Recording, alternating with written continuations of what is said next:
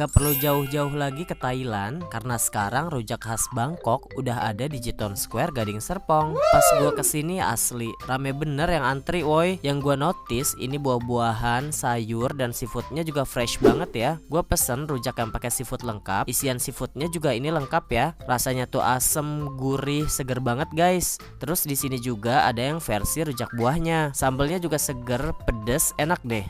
Next gue cobain gochujang. Ini tuh sate ayam ala Korea yang digoreng pakai tepung crispy guys. Kalau yang dibakar kan namanya dakochi ya. Terus dikasih saus gochujang dan topping. Saus gochujangnya tuh nggak yang abal-abal ya. Dan ayamnya juga gede loh ini. Udah makan yang gurih, gue mau cobain yang manis-manis nih. Gue nemu ada marshmallow pakai cookies yang meler banget kayak begini. Gue pesen rasa coklat dan lihat dong, ini meler banget woi. Kayaknya di Jiton Square jajanan apa juga ada dah. Nah, jajanan favorit kalian kalau ke Jiton Square apaan nih guys? Tulis di kolom komentar ya.